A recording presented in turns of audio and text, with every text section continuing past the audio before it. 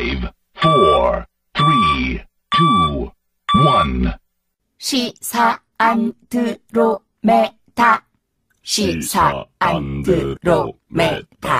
시사 안드로메다.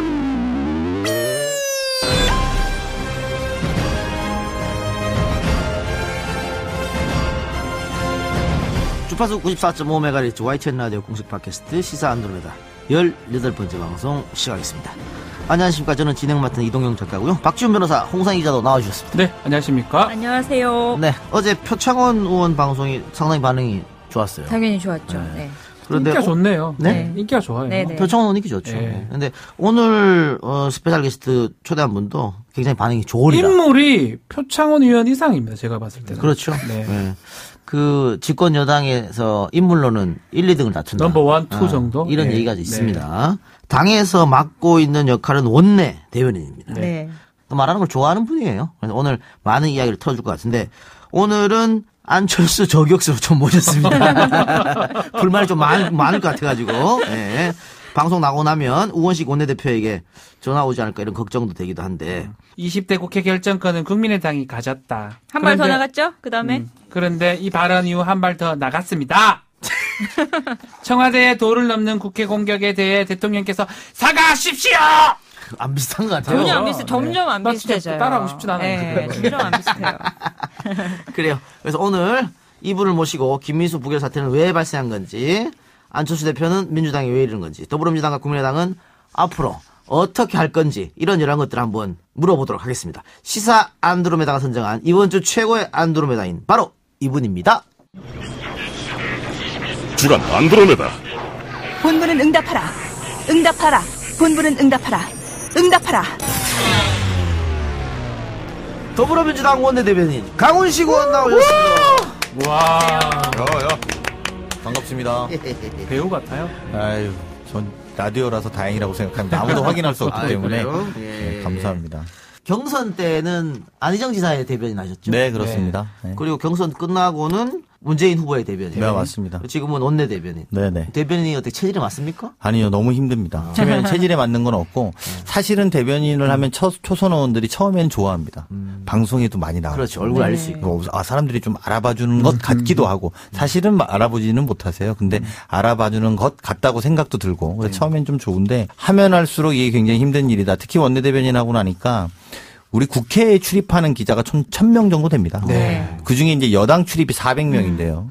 400명이 이제 보통 점심, 저녁에 저희가 뭐 술도 먹고 이야기도 하고 이제 또 우호적 관계를 형성해야 되니까. 필요하죠. 네. 그렇게 이제 하다 보면은 매일 10명씩 해도 3개월에 한 번 정도 이제 두 번째 얼굴을 볼 때가 되는데 그때쯤 되면 인사이동을 한 번씩 또 새롭게 해줘갖고 계속 그냥 술 먹고 그냥 계속 또 정책 설명도 해드리고 뭐 해서 이렇게 보냅니다. 당에서 카드 나옵니까, 카드? 안 나옵니다. 안 나와요? 개인 돈 합니까, 이거? 네, 안 나옵니다. 정말이에요? 아니, 한만 술을 좋아하는 거 제가 알긴 아는데. 술 제가? 살기가 어려울 것 같은데. 하루 일정이 좀 어떻게 됩니까? 보통 이제 우리가 석간신문들을 잘 의직을 안 하는데 네. 석간신문은 보통 빠르면 10시 마감, 늦어도 11시, 12시 마감이에요. 그러면 이제 석간신문은 아침 6시, 7시 정도 되면 마감 시간에 쫓겨오기 시작하는 거죠. 판 배열을 하고 기사를 마감해야 되는 타이밍이 6시, 7시거든요. 인쇄를 11시까지 들어가니까 11시나 12시부터. 그러니까 보통 6시가 좀 넘으면 석간신문 기자들이 전화가 옵니다. 전화 받고 이제 몇 명 설명해주고 이렇게 하루가 시작돼서 7시 반, 8시 정도 되면은 이제 당 회의가 시작이 되죠. 그리고 우리가 이 라디오 청취하시는 분들이 아침에 정치권들 이야기 나오면 이렇게 화면에 있고 네. 뭐 당대표 또 최고위원 이런 분들이 쭉 계시는 화면들 있잖아요. 그렇죠. 그게 월요일부터 금요일까지 매일 있습니다. 네. 아이고. 그렇게 이제 시작되면 보통 그게 한 9시 반, 10시면 끝나거든요. 예. 그러면 이제 10시에 끝나면은 우리가 여당이라서 더불어민주당이 뭐 예컨대 장관이라든지 이런 분들이 인사 와서 또 정책 조정이라든지 이런 회의들이 쭉 잡히고 그러면 이제 점심시간 돼요. 그럼 이제 그 사이에 30분 정도 11시 반 정도에 오전 브리핑을 하고 내려갑니다. 그럼 아침 브리핑 야당도 똑같은 최고위원 회의를 하니까 거기에 나온 브리핑에 대응하는 논평과 브리핑을 내놓고 점심 갔다가 그리고 이제 다시 와서 오후 되면 또 이제 밀린 상임위 숙제라든지 또는 민원인들 만나고 이러고 또 오후 브리핑하고 그럼 또 저녁 식사 되고 그러다가 이제 이동영 작가 만나면 어쩔 수 없이 끌려 나와서 방송하고 이제 이런 일과를 반복해서 보내고 있죠. 의원님이 네. 블로그에다가 네. 그 원내대변인 100일 글을 쓰셨어요. 네. 그걸 보시면은 하루 일정이 나오는데 5시에 네. 신문을 보기 시작하신다고. 그렇죠. 6시에 전화가 오니까 네. 그러면 그 석간 신문들이 6시에 전화를 할 때는 보통 자기들이 조간을 보고 네. 이 기사가 맞아요? 그렇죠. 이게 틀려요? 이게 방향이 이렇게 가는 거예요? 어떻게 는 거기다 질문을 얹거든요. 근데 제가 조간 신문을 안 보면은 그걸 대응을 못 하잖아요. 그러니까 그렇죠. 이제 근데 그때부터 보는 거죠. 집이 또 서울이 아니잖아요. 아산입니다. 아산서 왔다 갔다 매일매일. 하니까. 네. 지금 오늘 뭐 이런 얘기가 될지 모르지만 큰 수술을 받고 지금 온 거잖아요. 네, 뭐. 몸이 지금 자잘한 상태 안 수술에 좋아요. 자잘한. 자, 작은 수술입니다. 아닌데 넘겨주십시오. 원내 대변인 되려 그러면 이 정도 수술은 계속 해야 되는 건가? 아닙니다. 아유. 근데 부끄럽습니다. 참 이렇게 힘들기도 하지만 보람도 있기도 할 텐데 네. 사실 보람 그 있죠. 더불어민주당 그 타고 올라가면 대통령 여러 명 배출했잖아요. 네. 김대중, 노무현 네. 그리고 뭐 YS까지도 올라간다 치면 그분들이 사실은 다 대변인 출신이에요. 맞습니다. 대변인 다 하셨죠. 명대변인으로서 대통령까지 했는데 욕심 있나요? 아닙니다. 저를 그걸 두 왜 번, 물어봐? 저를 두 번 죽이는. 제가 제일 보람이 있었을 때는 네. 제가 이제 안희정 지사 대변인, 경선 때 대변인을 하다가 이제 우리가 지고 나서 문재인 후보가 공식적으로 문재인 후보가 당시 대통령 후보가 딱 되고 난 다음 날인가 네. 여론조사에 안철수 후보랑 여론조사가 딱 붙어서 나왔어요. 네, 네네. 그때 초미의 관심사는 그날 저녁에 JTBC 뉴스룸에 가서 양자 토론을 하는 거예요. 그 후보자들을 대신해서. 그랬는데 우리 쪽에서 이제 막 사람을 찾은 거죠. 대변인이 한 10 몇 명 되니까 네. 대통령 선거에. 근데 많은 선배들이 저를 이구동성으로 추천을 해서 제가 그 토론을 가게 됐어요. 근데 전 되게 무거웠어요, 마음은. 왜냐하면 너무 정무적으로 예민할 때잖아요. 그렇죠. 그리고 그쪽에서 딱 준비한 멘트들이 되게 우리를 공격하는, 가령 예를 들면 그 당시에 문재인 후보는 개파주의적이다. 네. 패권주의적이다. 네. 뭐 이런 공격들이잖아요. 그래서 자기 파별밖에 모른다. 뭐 이런 공격들을 바로 하더라고요. 그때 자, 양강구도로 나온 여론조사 결과를 놓고 문재인 후보 또 안철수 후보 양쪽 캠프가 신경전을 벌이고 있는 상황이죠. 맞토론을 좀 진행을 하겠습니다. 민주당과 국민의당 선대위에서 대변인을 맡고 있는 두 분이 지금 제 양옆에 나와 계십니다. 먼저 민주당의 강훈식 의원입니다. 안녕하십니까? 네, 안녕하세요. 예. 개파 패권주의다. 이건 계속 나왔던 얘기입니다. 특히나 뭐 예를 들면 저 같은 케이스가 당장 어제까지는 안희정 대변인이었는데 오늘 당장 같이 해보자라고 해서 이 자리에 있는 것도 이제 통합의 리더십을 발휘해 나갈 거라고 봅니다. 예. 상대 후보한테 제가 어제까지 안희정 후보의 대변인이었는데 우리가 그렇게 개파주의적이면 내가 여기 와서 문재인 후보를 홍보하겠냐. 나 이렇게 하니까 이제 우리 당원들하고 그때 제가 실검 1위를 해보는 날이 그날입니다. 그날인데 당원들도 굉장히 좋아하고 그리고 네. 그때 안철수 후보에 대한 본인들의 논리도 우리가 좀 반박하면서 굉장히 의미 있고 뿌듯했습니다. 그렇게 하면서 나름 이제 뭐 저뿐만이 아니라 막 모든 사람들이 고생했겠습니다만 그런 예봉을 막아주는. 네. 그러니까 특히 선거 때는 그걸 공격수 같지만 사실은 방어수 같은 게 대변인이에요. 그때 가장 보람 있으셨으면 가장 뭐 후회됐거나 아팠을 때는 언제 하셨는지. 후회된다? 후회되기에는 뭐 사실은 굉장히 제가 정책 결정자거나 이런 위치는 아니고 제가 늘 말하지만 제가 기자들이 말진, 잡진 뭐 이렇게 있어요. 밑으로, 네, 맨 밑에가 말진이고 그 위에가 잡진이고 이러는데 저는 말진, 잡진 기자분들을 서비스하는 직업이라고 생각하기 때문에 후회보다는 그분들 잘 좋은 기사 쓰고 제가 그런 말은 하는데요. 다른 분도 그런 말 하시는 분이 있던데 정치인에게는 첫 번째 만나는 국민이 기자입니다. 그래서 그 기자가 얼마만큼 뭐 정책은 잘 모르지만 저 당은 참 호감가 이러면 대변인이 그런 역할을 해야 된다는 생각으로 잘 모시고 있습니다. 네. 요 말씀을 좀 드려야 될 것 같아요. 지금 우리 녹음 시점으로 14일 목요일 밤인데요. 밤 9시인데 우원식 원내대표가 실검에 계속 오르고 있고요. 2012년 총선에서 후보 단일화 대가로 최측근이 수천만 원 금품을 받았다는 내용인데 네. 이거 뭐 혹시 아는 내용 있습니까? 지금 녹음 시간으로 이야기하면 2분 후에 네. 본인이 직접 상황 설명을 한다니까 그걸 들어보는 게 제일 정확할 것 같고요. 그렇죠. 12년에 본인의 측근이라고 하는 게 아니라 본인의 측근의 아버지가 뭐 그런 일에 연루가 돼서 5년 후인 올 봄에 조사를 다 마쳤다는 거예요. 조사가 끝났는데 지금 본인이 이제 그래서 우원식 대표는 올 봄에 알았다는 거예요. 이 인지 자체를. 그런데 이제 왜 지금 이게 나오는지 잘 몰라 하는 그런 눈치인 것 같아요. 측근의 아버지, 뭐 사돈의 팔촌 뭐 이런 것 같네요. 뭐 그런 느낌. 그런 느낌. 측근의 아버지. 그래 알겠습니다. 자 그러면 현안 이야기는 조금 이따 하고요. 네. 먼저 강훈식 의원 프로필을 우리 박준민 네. 씨가 소개 좀 해주시죠. 뭐 본인은 이렇게 대변인으로서 굉장한 활약하고 TV 나가고 이렇게 해서 많은 분들이 알 것 같지만 태반이 몰라요 강훈식 누군지. 잘 모르죠. 네. 제가 멋지게 프로필을 제가 브리핑을 해드리겠습니다. 강훈식. 1973년 10월 24일 충남 아산 출생. 건국대학교 총학생회장을 역임하고 당시 교육개혁법 개정 반대운동을 펼치다가 뉴스에 출연했습니다. 신경민 앵커가 그 진행한 MBC 뉴스에 출연도 했고요. 아, 요때부터 그때 방송 재미를 느꼈군요. 인물이 좋다. 말도 잘한다.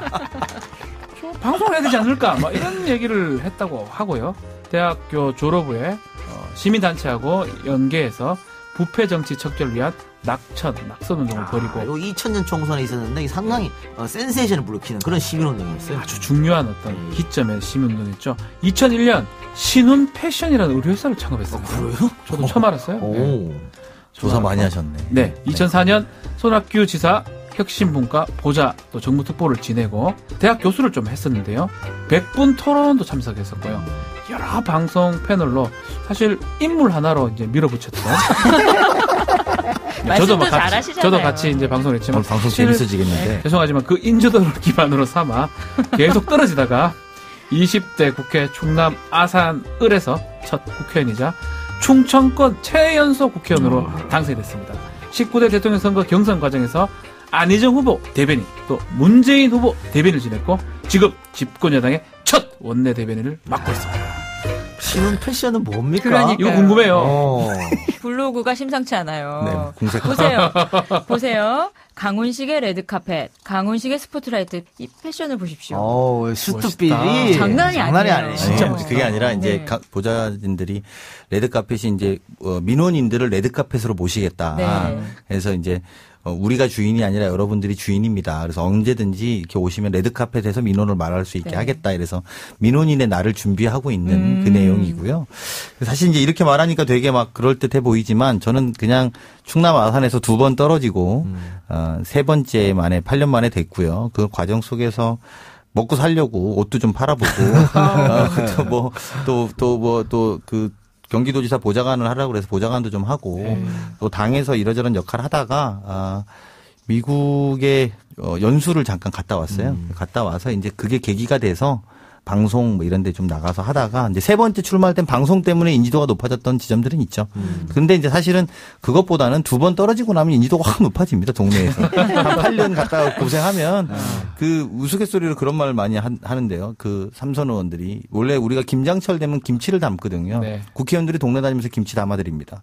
그래서 이제 저한테 너는 몇 번이나 담궜냐 이렇게 물어봐요. 그러니까 대충 이게 1년이면 한 100번 정도 한다고 하거든요. 그러면 네. 이제 한 2번 떨어지면 8년 담근 거잖아요. 네. 그러면 내가 한 800번 담궜습니다. 이러면 와. 그럼 너도 좀 먹어주지 아, 동네에서 그런 게 약간 이 있구나. 정도 이야기해야 대충 그래도 좀 이렇게. 그러니까 어제 우리 방송 나왔던 표창원 의원 같은 분은 굉장히 전문가고 네. 또 당에서 영입할 만한 인물의 분들이 또 있고요. 쉽게 됐다고 좀 억울해 하시는 것 같아요. 아니요. 표창원 같은 분은. 그런 분들이 또 필요합니다. 네. 그리고 뭐 그렇게 또 훌륭한 분들이 한 축이 좀 있고 또 하나는 당을 지키면서 당에 있는 그 풀뿌리 같이 활동하는 시의원들이나 이런 분들과 같이 뒹굴르면서 또 하는 분들이 있는데 저는 나이에 비하면 약간 좀 이렇게 쉽게 되는 애처럼 보이는데 이렇게 보이지만 사실은 저는 이렇게 동네에서 김장 담그면서 정치 출마를 꿈꿔왔던. 지역 기반을 오래 다녔다. 이런 말로 이해하겠고요.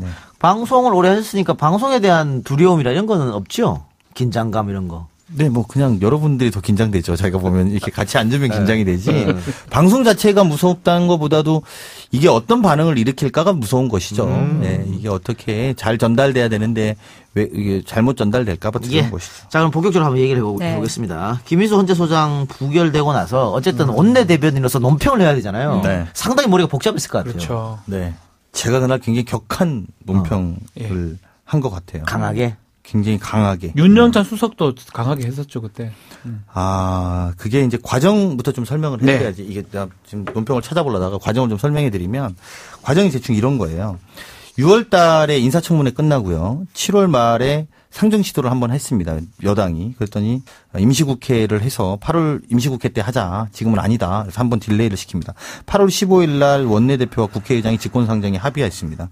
그래서 그럼 통과시키자 그랬더니 8월 30일 날 그럼 상정을 하자고 이야기했는데 그 전날 김동철 국민의당 대표가 이유정을 네. 떨어뜨리지 않으면 우리는 못하겠다. 네.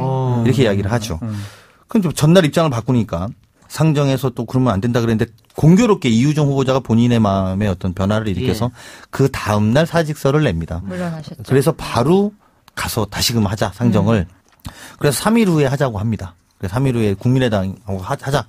그래서 그럼 3일 후에 하자고 해서 그럼 3일 후에 이제 하려고 하는데 고마침 또 장애투쟁을 선언하죠. 딱 맞췄어요? 네, 그 전에 그 직전에 장애투쟁을 하니까 자유한국당이죠. 자유한국당이 장애투쟁을 선언하죠. 그러고 나니까 자유한국당이 들어와야지 해야 되지 않겠냐. 네. 제1야당이 없는데. 그래서 또 기다립니다. 네. 그 자유한국당이 들어왔죠. 자, 여기서 제가 드리고 싶은 말씀은 그거 기다릴 때 부결시킬 때니까 자꾸 연기하자고 한 건 아닐 거 아니에요. 네, 그렇죠. 네. 적어도 국민의당이 도와줄게. 네. 이게 암묵적으로 있었다라는 거예요.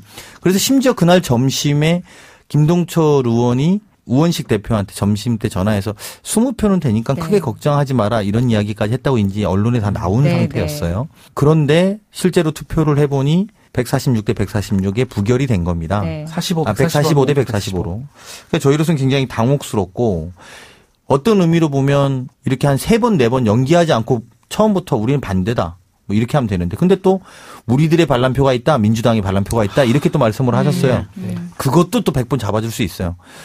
그런데 또 안철수 대표는 역시 봤지. 20대 국회 결정권은 우리한테 있었어. 이렇게 또 말씀을 하신 거예요. 그러면 둘 중에 한 분이 거짓말을 하는 거죠. 네. 정확하게 보면 안철수 대표 의지대로 부결된 것이니 결정권이 있다라는 표현인 것인지 아니면 정말 우리 당에 그 반란표가 있는 것인지의 두 가지 질문이 있는데 과거에도 이런 공조 내지는 같이 협력하는 문제가 있었을 때는 아무 문제가 없었단 말이죠. 네.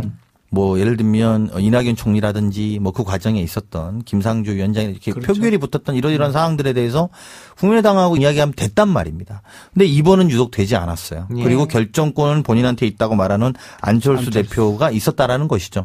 그래서 저희로서는 안철수 대표의 당시에 굉장히 격앙된 반응을 보일 수밖에 없었습니다. 즉 그 당시의 논평을 이야기하면 한나라당과의 적폐연대다. 제가 이렇게까지 표현을 하는데 자유한국당. 죄송합니다. 이게 아직 한나라당 그 없어졌어요. 저는 아직도 제가 야당인 줄 알아요. 네, 없어요. 저도 빨리 여당이 돼야 되는데 아직도 야당인 줄 아는데 자유한국당, 한국당과의 적폐연대다라고 제가 표현했는데요. 당시에 그게 아마 당시에 우리 당의 어떤 격양된 그런 마음을 보여드린 것 아닌가 싶습니다. 여기서 좀 속 시원하게 한번 요거는 뭐 방송에서 하기 좀 어렵고요. 팟캐스트용으로 네. 속 시원하게 대변인 왕장 떼고 좀 억울하고 좀 분한 것들 진짜? 한번 말씀 좀 해주십시오. 제가 말씀 좀 드릴게요. 네, 이건 편집해서 팟캐스트로 올릴게요. 팟캐스트로 보낼 겁니다. 편집 복잡할 텐데. 알아서 하겠죠. 뭐 그런 것까지 걱정해요. 이 우원식 원내대표 말 들어보니까 국민의당 김동철 대표하고 박성진 후보자라든지 유영진, 탁현민 세 사람만 경질하면 김희수 후보자 통과시켜 주겠다. 거래 시도했다 하는데 맞습니까? 일단 예. 팟캐스트용으로 완장 떼고 하더라도 예. 사실 이 방송이 될 때 제가 가장 걱정되는 것은 저희가 김명수 대법원장을 통과시켜야 되기 때문에 저의 발언이 그렇죠. 예. 당 전체에 누가 되지 않을까 굉장히 심각하게 우려가 되고 어렵다, 어려워. 어렵다. 이게 여당 원내 대변인의 그렇죠. 형편입니다. 그렇죠. 사실 뭐 또 생각해 보세요. 오늘 추미애 대표가 땡깡 부리지 마라 했다. 이 땡깡이 발언에 땡깡. 문제가 네. 돼서 네. 이야기했는데 제가 여기서 비속어 섞어서 팟캐스트 뜨면 대변이라는 사람이 말이야 나와서 이렇게까지 짓거리는데 우리가 어떻게 김명수를 통과시켜 줄 수 있느냐? 기술적으로 라고 적절하게 하면 해주세요. 기술적으로 저는 뭐 거의 매장됩니다. 120명이 이번에 120명이 우리가 어떻게 투표했는지 잠깐만 그 이야기 좀 예, 먼저 그 말씀 드릴까요? 해주십시오. 네. 비하인드 스토리야. 네. 120명이 우리가 반란표 없다. 저는 확신하거든요. 예. 120, 절대 반란표가 없습니다. 왜 없냐? 이런 분위기였습니다.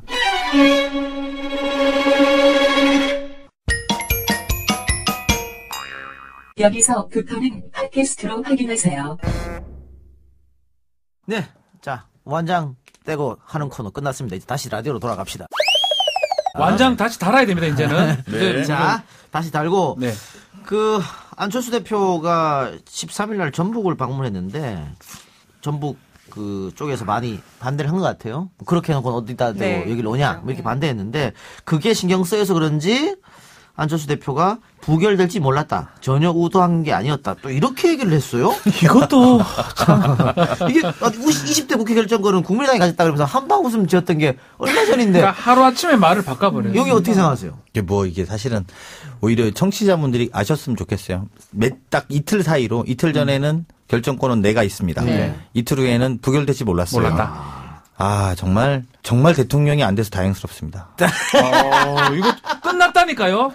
완장 땡도 아니, 끝났습니다. 팟캐스트 끝난 거 아니야? 예, 끝났어요. 하여튼 뭐 라디오들 듣고 계신 여러분, 우리 제작진하고 전혀 관계없는 강훈식 의원의 단독 발언이었다는 걸 알아주시고. 저 대변인 아닙니다. 네. 당 대변에서 말한 게 아니고 네. 국회의원 강훈식으로 얘기한 겁니다. 근데 안철수 대표 다음 타깃이 또 강경화 외교부 장관 비롯해서 지금 4강 대사 모두 교체하겠다. 물러나라. 뭐 이렇게 하고 이렇게 있어요. 주장하고 계세요. 예, 적절치 않습니다. 이제 방송용으로 말씀드리겠습니다.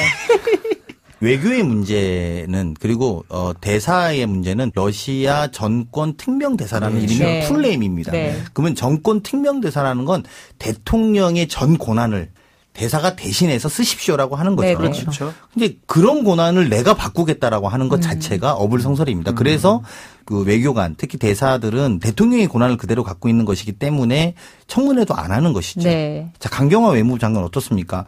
정말 많은 걱정이 되는 사람이었습니다만 여야의 많은 지난한 싸움 속에서 특히 유엔의 문제를 지금 가장 적극적으로 풀고 있고 이런 분들에 대해서 마치 본인이 임명권자인 것처럼 뭐 여기를 바꾸겠다 말겠다 하는 것들은 야당 대표로서 좀 더 구체적인 팩트를 갖고 지적했었으면 하는 바람이 있어요. 그러니까 강경화 외무부 장관 이래서 안 된다. 그리고 대한민국이 잘 되기 위해서는 이런 외무부 장관이 있어야 된다. 이렇게 말씀해 주셔야지 4강 뭐 예를 들면 대사 바꿔야 된다. 비전문가다. 뭐 예를 들면 이런 식의 논리로는 야당이라 하더라도 저희가 쓴소리를 좀 듣기에는 참 어려운 부분이 있다. 이런 말씀드립니다. 예. 아까 뭐 김용갑 의원 얘기하면서 옛날 사람 이렇게 했는데 지금 그 외교부거든요. 외교통상부죠. 외무부가 아니고 참 강훈식 의원 옛날 사람이네요. 외무부. 한나라당부터 지금 시작해서 아니 진짜 저 진짜 오늘 몸이 안 좋아. 얼굴은 많이 당황스러워요. 얼굴은 동안이잖아요. 네. 한 30대 같은데 진짜 몸이 안 좋아. 정치 오래 한 것 같아요. 나 진짜 몸이 안 좋아. 외교부 공보부 얘기할 것 같아. 아니 오래 하셨잖아요 정치를. 무인도 잠깐 얘기하죠 왜. 저 김장을 오래 담갔다고 얘기했잖아요. 정치를 한 건 얼마 안 됐어요. 호남 요즘 분위기 어떻습니까? 호남은 아직도 제가 볼 때는 이 문재인 정부의 성공을 좀 바라는 게 있습니다. 무엇보다도 지난 9년간 사실은 뭐 인사 문제라든지 모든 것들이 원사이드하게 한쪽에서 이렇게 진행했던 반면에 문재인 정부 들어와서 뭐 서울 뭐 빼고는 가장 많이 되는 게 영호남이 거의 동시에 많이 됐잖아요. 특히 호남의 차별에 대한 게 현저하게 줄었거든요. 뭐 장관 또는 뭐 예를 들면 우리가 총리와 비서실장이 둘 다 호남인 경우는 역사상이 많지 않았습니다. 네. 그렇죠. 이런 정부에서 있다기 때문에 호남도 이 정권이 좀 잘 됐으면 좋겠다. 그래서 좀 성공을 해야 다음번도 이렇게 좀 인사를 균형적으로 쓰지 않을까라는 기대감을 갖고 있고요. 그런 속에서 문재인 정부와 현재 민주당을 많이 응원하고 있는 걸로 알고 있습니다. 왜 여쭤보냐면 국민의당이 또 한편으로는 호남 예산 홀대론 살살 불 진실 띄고 있거든요. 있습니까? 네. 저는 믿기지가 않은데 무슨 사실인가요? 말인지. 무슨 말이에요 이게? 이거 잘 들으세요. 네. 예산을 우리가 세우잖아요. 네. 그럼 예를 들면 1조란 예산을 세우면 그거를 국토부에서 예를 들면 도로를 깔기 위해서 1조를 세우면 그 다음 년도에 1조를 다 쓰면 그 다음 예산을 또 세울 수가 있습니다. 근데 1조를 세웠는데 5천억밖에 못 했어요. 그러면 5천억이 남죠. 네. 근데 1조를 또 세우진 않아요, 보통. 그렇죠. 예, 그렇죠. 당연히. 근데 이게 정치인들의 문제인데 솔직히 보면 예산을 많이 땄다고 해요. 얘가 집행을 하던 않던. 네. 그게 제일 많은 예산이 영남하고 호남이에요. 영호남이 제일 많아요. 전국적으로. 왜냐하면 도로 예산 이런 데가 서울이나 수도권이 많지 않거든요. 그래서 선심성으로 예산 발표만 하는 거예요. 그래서 우리 공약에 청취자 여러분 도로 가는데 예산 많이 땄다, 뭐에 많이 했다 이런 것들 너무 중심으로 보지 마세요. 실질적으로 되는 금액이 많지 않습니다. 그래서 허수라는 거네 거의. 그런 허수가 많이 반영돼서 그것들을 털어내고 올린 거고요. 두 번째는 이번 정부에 와서는 SOC 예산, 즉 도로나 철도 가는 예산보다는 복지 예산을 대폭 늘려서 사람 중심의 예산으로 세우고 있어서 그거는 전체적으로 감액됐습니다. 그거는 영남, 호남 전국이 다 똑같고요. 그래서 그런 감액 부분과 또 과거에 집행하지 못한 예산에 대한 반영이지 이렇게 하는 것은 낡은 지역주의를 부활시키는 것 그 이상도 아니라고 생각합니다. 실제적으로 팩트 체크하면요. 호남보다는 영남하고 지금 강원 지역과 있는 충청이 더 많이 깎였어요. 줄었어요. 예. 예, 많이 깎였는데 그런 말 하지 마세요. 속상하니까 충청도 국회의원으로서. 그래요. 그런데 그 목요일 날 그 국민의당이 또 민주당한테 강하게 또 역공을 펼치더라고요. 대통령이 사과해야 되고 추미애 대표가 사과해야 되고 네. 그렇지 않으면 우리 대법원장 협조하지 않겠다. 안 하겠다. 뭐 이렇게 나오는데 국민의당하고 계속해서 이렇게 강대강 대치할 수 없는 거 아닙니까? 정부 여당이 관계 개선이 필요할 것 같은데 어떻게 보세요? 관계 개선 하고 싶습니다. 정말로 저희 방송이 꼭 내보내 주십시오. 우리 정말 국민의당과 또 야당과 다 합리적으로 대화해서 공통 공약을 풀어나가고 국민들에게 편안하고 복지의 삶을 열어드리고 싶습니다. 그렇죠. 아, 조금 조롱으로 들리는데요? 진심입니다. 진심인데요. 그 협치라는 것이 쪼부리협의 협치도 있고 또 같이 함께 협동해서 한다라는 협치가 의미가 있다라면 우리 함께하는 협치를 하려고 그랬더니 자꾸 좁은 협치 요거 하나 해줄래? 그럼 내가 이모 해줄게. 이거 안 해주면 내가 안 할 거다라는 방식으로는 협치를 운영할 수 없습니다. 크게 같이 뭘 만들어내는 것이죠. 우리의 생각은 이런데 니네 생각은 어떠냐. 이렇게 하면서 뭘 만들어 나가는 협치가 됐으면 좋겠고요. 사과하면 도와줄게. 사과 안 하면 안 도와줄 거야 하는 협치를 국민이 원하는 협치라고 생각 들지 않습니다. 정치는 뭐 딜로 하는 게 아니니까. 그렇죠. 예, 네. 국민을 볼모로 삼으면 안 된다. 그런 의미 얘기했다고 요 보고요. 질문을 한번 드려야 될 것 같긴 네. 한데요. 이 추미애 대표하고 우원식 원내대표 가장 가깝잖아요. 우리 네, 네, 네. 강 의원님이. 네. 어때요, 두 분 관계? 사이 좋으세요? 네, 좋아요. 제가 하나만 말씀드릴게요. 네. 이 상징적 사건인데 얼마 전에 김희수 헌법재판소장이 부결되고 네. 직후에 최고위원과 3선 이상 의원들이 다 모여서 한 38명이 모였습니다. 저도 대변인이라서 그 자리에 배석하고 있는데 들어와서 우리가 대책을 논의합시다 이렇게 이야기를 했어요. 그때 그 본회의장에서는 본회의가 열리고 있었고 대정부 질의를 하고 있었죠. 네. 추미애 대표가 모두 말을 끄고 그다음에 우원식 대표가 일어나서 어쨌든 이번 사태에 대해서 이번 사태는 원내의 책임이고 누군가는 책임져야 됩니다. 제가 책임지겠습니다. 이 이야기를 먼저 네네. 합니다. 그런데 이구동성으로 많은 그 다선원들이 그 말하자고 모인 게 아니잖아요. 뭐 이렇게 했는데 네. 그 자리에서 추미애 대표가 오늘 우리가 그런 이야기 하러 모인 게 아닙니다. 지금 우원식 대표의 잘못이 아니라 우리가 이 문제로 더 대우가 흐트러지고 중심으로 나가지 못하는 게 더 문제입니다. 이 논의는 하지 말아주세요. 이렇게 딱 정리하셨습니다. 요 한 사건으로 여당의 투톱 체제에 이상 없다. 이렇게 보고 말씀드리겠습니다. 와. 그 강훈식 대변인은 원내 대변인 그만두고 싶었는데 저는 그만두고 싶었어요.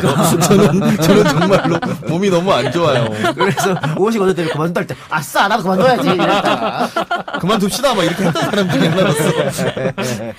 계속 하는 걸로 하는 거고 그 지금 뭐 박성인 후보자에 대한 논란은 계속해서 나고 있는데 그래 사람이 없습니까? 26명인가 7명 하다가 마지막으로 했던 28번째로. 8번째라고 제가 들었는데 문제점은 이런 거예요. 최초의 중소벤처부 장관이라는 것이 사실 실물 경제의 경험이 있어야 되는데 그럼 대부분 주식을 갖고 있는데요. 네. 주식을 백지신탁해야 되거든요.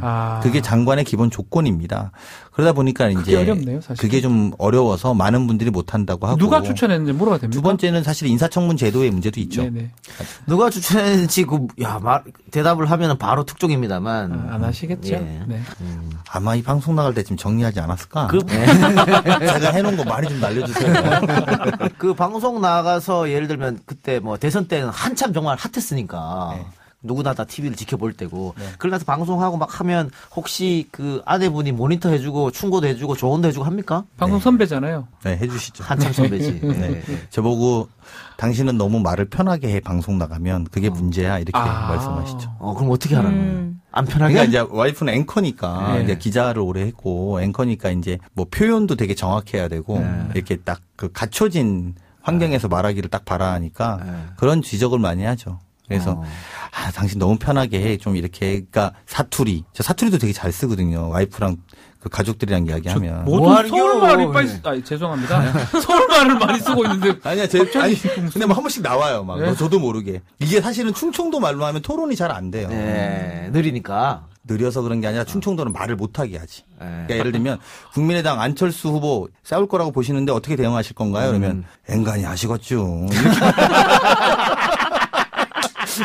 뭐 계속 그러시겠죠. 우리 이렇게 이야기를 하니까 싸움이 잘 안 돼. 나 강 대변인한테 이런 거 몇 개 들었거든요. 네. 들을 때마다 빵빵 터져. 재밌어요. 하나만 더 해줘봐요. 하나 해주세요. 충청도시 개그 있잖아. 하나만 더 해줘봐요. 아니 충청도시 개그가 아니라 이거 우리 삶이니까. 제가 2008년에 그 지구당 위원장을 할 때인데 이명박 때인데 행정수도 이전하다가 이명박 대통령이 안 한다고 하셨어요. 친구들은 10명하고 내일 데모를 데리고 나가자고. 야, 우리가 뭐야? 우리 무시해도 정도가 있지. 충청도를 너무 무시하는 거 아니야? 우리 내일 진짜 한번 가서 싸우자고 한 30분을 막 떠들었어. 친구들이 다 아무 반응을 안 해. 내일 나갈게 안 나갈게. 그랬더니 아유 왜 그래요? 야, 쟤 왜 그러는겨? 그랬더니 저거 세종시에 땅 사나 봤는디 땅 산 거 같은디 이래. 그리고 나서 데모 다 나와 다음날. 너 왜 나왔어? 그래서 훈식이 세종시에 땅 있디야. 그러니까 저렇게 흥분하지. 저거 왜 흥분한디야? 이렇게 하면서. 그러면서 다 나오시고. 네, 그리고 또 이제 충청 사람들이 또 그러면 막 머리띠 두르고 막 예를 들면 호남이나 영남 분들은 아싸라게 하시잖아요. 그러면 충청도는 머리띠 주머니에 탁 넣고 이렇게 어슬렁어슬렁 다니면서 아, 형님도 오셨시오? 형님은 왜 오셨시오? 그랬더니 형님도 훈식이 세종시에 땅 산 거 들었시오? 그렇군요. 아니 지금 팟캐스트도 하고 계시잖아요. 그래서 또 팬들 분들이 많으니까 구독자 여러분들로부터 질문을 받아왔습니다. 그래요? 존경하는 대변인은 누구입니까? 역대, 현대, 뭐 지금 야, 다. 재밌다. 이거. 이거 좋지. 네. 바퀴트 얘기한 거 아니야? 아니야. 제가 이번에 느꼈는데 이분이 저한테 사실은 특강을 해주셨는데 그분이 누구냐면 이낙연 총리입니다. 너무 잘하세요. 요새. 예, 이낙연 대변인이 사실은 이제 아까 우리 와이프 이야기도 잠깐 했지만 우리 장인도 기자거든요. 그러세요. 그 장인하고 같이 기자 생활 하신 분이라. 그래서 이제 어쨌든 이제 저도 이렇게 아는데 저한테 딱 말해주더라고요. 강 대변인 처음에 이제 원내 지도부가 돼서 총리하고 이렇게 만나는데 저를 그 전부터도 알고 있었고 그래서 당에서 같이 활동도 했고 그랬더니 글자는 32자가 되면 그러니까 한 문장으로 32자, 두 문장으로 30자 그리고 세 문장으로 28자에 말해야 방송에 딱 들어가는 글자 수로 그렇다는 거예요. 야, 그런 것도 계산해. 그거를 쫙 설명해 주시면서 내가 그렇게 해서 대변인 때 되게 잘했다고 들었어. 그러면서 본인이 했던 논평을 말하는데 그게 이회창 씨의 그 호화빌라 사건. 네. 자, 정확하게 기억은 안 나요. 팩트는 체크해 보셔야 되는데 아버지가 108평, 딸이 아래층에 108평, 아들이 그 아래층에 108평. 이게 대한민국 대통령입니까? 이렇게 말했다는 거예요. 그러니까 딱 들어야게 팩트만 올려놓고 하는. 쏙 들어오도록. 한다는, 그게 방송에 쫙 나갔대요. 뭐 그런 식이었어요. 그러니까 정확하게 워딩은 틀릴 수 있는데 그걸 굉장히 자부심을 가지시면서 저한테 그런 훈련을 좀 해라. 그리고 두 번째는 뭐 그런 저런 조언들을 많이 해주셨던 것 같아요. 그러면서 집중 논평을 꼭 손봐라 이런 이야기도 하시고 그래서 많이 도움이 되고. 이낙연 대변인? 이번에 대정부 질의에 답변하신 거 딱 보면서 너무 잘해요. 역시 내가 배울 분한테 배웠다 이런 생각을 들어요. 저도 정신이 없을 때가 있습니다. 조곤조곤하게. 사이다 발언이었죠. 그런데 지금의 여당 출신의 대변인은 명대변인이 많죠. 뭐 김대중 노무현 다 명대변인이었고 또 방금 얘기했던 이낙연 총리도 그러는데 사실은 기자들 사이에서 최고 대변인 하면 사실 박희태 대변인은 많이 꼽아요. 그분이 또 굉장히 명언을 많이 남겼어. 내가 하면 로맨스, 남이 하면 불륜. 그 사람 참 내로남불. 총체적 난국. 야당의 여의도 집회는 여의치 않았다. 보람의 공원 집회는 보람이 없었다. 뭐 이런 거 한마디 그냥 싹 속이 말하는 코를 죽이는 대단한 박수를 많이 받았는데 그런 명 대변인이 꼭 되시기 바랍니다. 네, 노력하겠습니다. 질문 하나 더 있어요. 그 이동영 작가는 진짜가 나타났다 해서 언제 놔주실 것인가? 말 좀 놔줘요. 우리가 집권이 끝나면 자연스럽게 떠날 거라고 봅니다. 집권하고 있는 한 본인도 진짜가 나타났다를 끼워넣는 게 효과적일 거라고 좀 판단합니다. 정무적 판단은 이 작가님 저한테 맡기십시오. 이 작가 죽어가야 힘들어서. 알겠습니다. 자, 이제 좀 마칠 시간이 다 됐는데요. 저희가 마칠 때 항상 우리 손님한테 엔딩곡을 정해달라고 합니다. 오늘 뭐 어떤 곡을? 이 밤에 하는 거니까 그 다크논 헤븐스도인가? 예. 그 노래 있죠. 밤에 하는 방송이니까 이게 좀 한 번쯤은 좀 이 밤에 한번 들으시면서 좀 이렇게 좀 오늘 하루 좀 생각해 보시고 내일부터 또 새로운 한 주를 시작을 잘 하셨으면 마음으로 한번 들어보셨으면 좋겠습니다. 원래 이 노래를 좋아하는 이유가 있습니까? 그냥 어렸을 때 많이 들었죠. 제가 중고등학교 때 많이 듣던 노래예요. 그래요. 알겠습니다. 그러면 밥 딜런? 네, 밥 딜런이죠. 밥 딜런의 Knockin' on Heaven's Door 들으면서 우리 방송 마치고 강호식 원내대변인 보내드리고 저희는 그러면 다음 주 뵙겠습니다. 편안한 주말 보내시기 바랍니다. 여러분 안녕. 감사합니다. 감사합니다.